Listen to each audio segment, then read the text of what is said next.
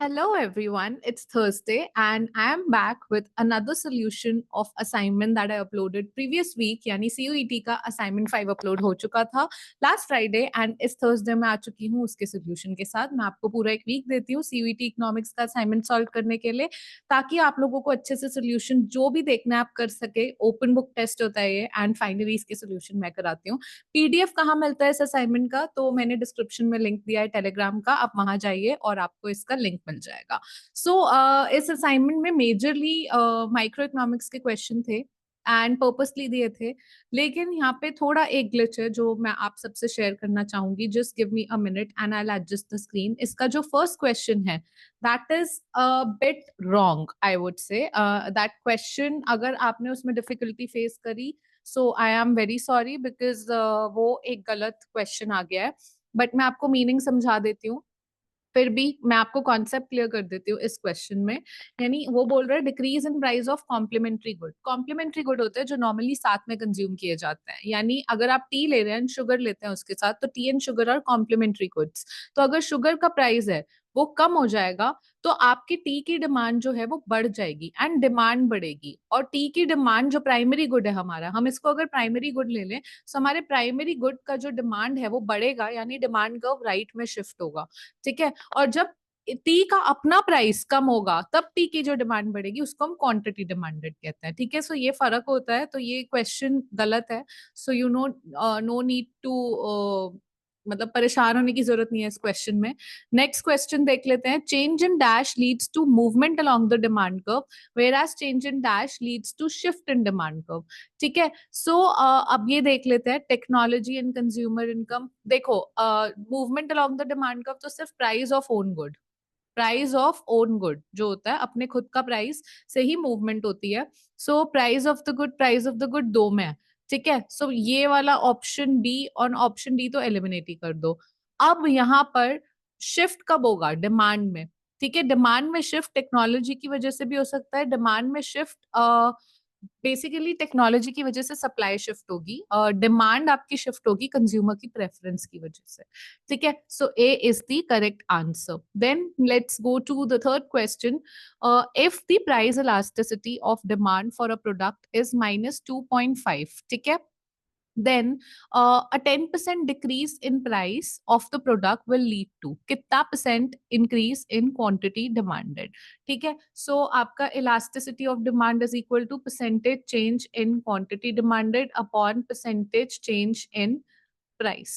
All right. So आपका अब percentage change जो है आपके डिक्रीज हुआ है, 10% डिक्रीज हुआ है। सो -2.5 है is equal to dash percent change in quantity demanded upon -10% है ना, सो -10 आ जाएगा।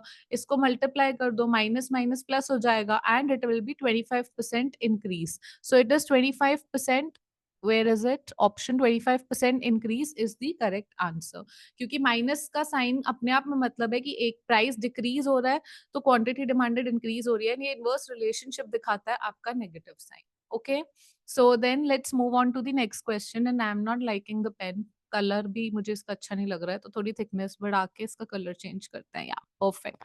Next question. Perfectly inelastic demand. Perfectly inelastic demand कब होती है? जब प्राइस कितना भी चेंज हो रहा हो उसकी डिमांड चेंज नहीं होगी। Percentage quantity change equals no, quantity demanded does not change with the change in price. ठीक है।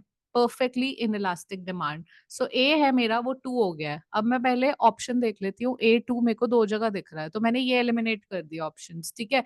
A2 में ही मुझे पता चल गया B1 है, दोनों में ही B1 ऑप्शन है। अब सी है यूनिट इलास्टिक। यूनिट इलास्टिक क्या होता है? जब percentage change in quantity demanded equal होती है परसेंटेज चेंज इन प्राइस के।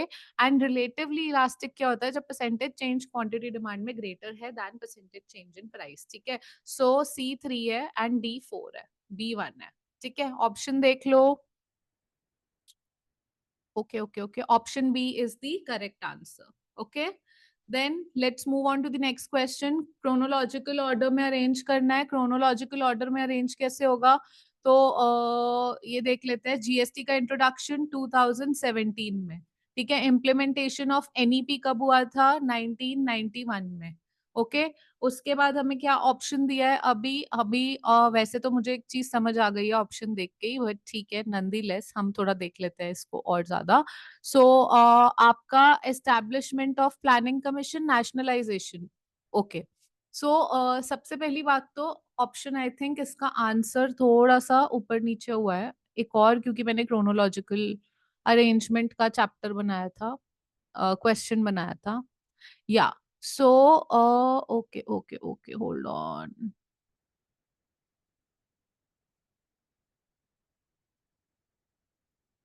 Okay, don't worry, let it be.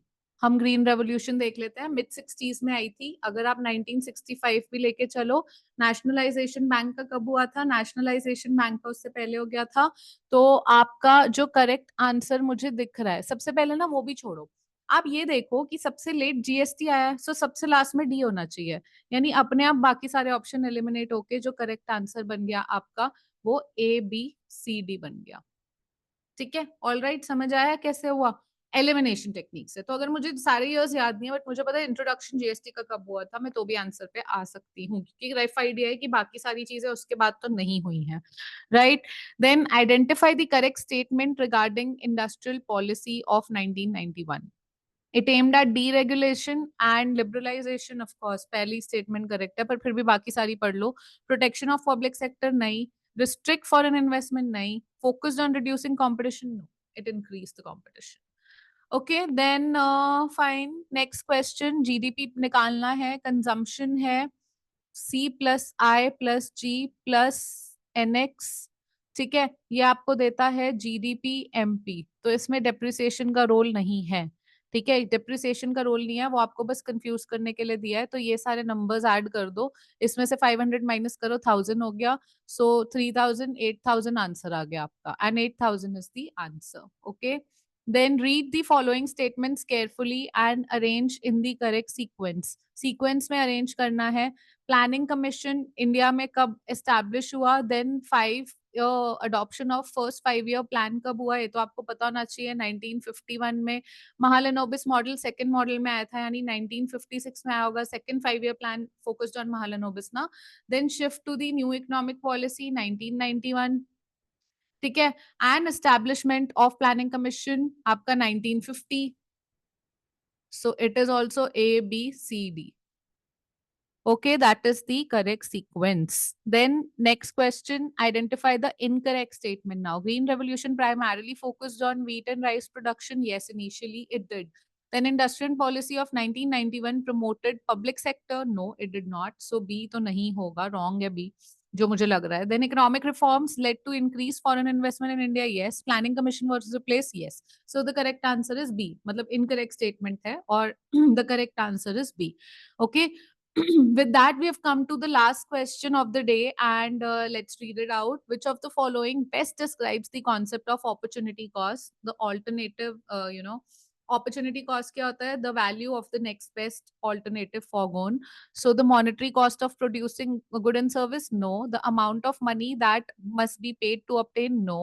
The value of the next best alternative that is foregone while making a decision. Yes, that's the correct thing. The total cost? No. So C is the correct answer. Okay. With that, I really hope you understood. First question गलत था, लेकिन first question even though गलत था, but उसका concept क्या था उसके पीछे वो मैंने बता दिया। कॉम्प्लीमेंट्री गुड क्या होते हैं, एंड जब किसी भी अपने प्राइस की वजह से, किसी और रीजन की वजह से, किसी और फैक्टर की वजह से डिमांड में चेंज आता है, तो उसे चेंज इन डिमांड कहते हैं। वेराज जब अपने प्राइस की वजह से चेंज आता है, तो उसे क्वांटिटी डिमांडेड कहते हैं। ठीक है, एंड कॉम्प्लीमेंट्री गुड का प्राइस कम होगा तो प्राइमरी गुड का तो डिमांड जो है वो बढ़ेगा। सो ये भी एक आपको ना ये रिलेशनशिप पता होना चाहिए, उसके लिए आपको पता होना चाहिए रिलेटेड गुड कौन से होते हैं, जैसे complementary and substitute goods. Detail video मैंने इस पे बनाई हुई है, आपको चाहिए तो मैं आपके लिए टैग कर दूंगी कहीं ना कहीं यहाँ पे आई बटन में। And rest, I really hope that the content is adding value in your life and in your preparation. If not, please communicate it directly to me. You can use my email ID, you can use the comment box, you can use the community tab or Telegram link. Telegram group तो है ही, वहाँ तो direct one-on-one बात हो सकती है. So you can always choose any mechanism to communicate and tell me that what else do you need from me or how I can improve and provide you what is best suitable for you. So I'll see you tomorrow, and till then, tomorrow with a new assignment, of course.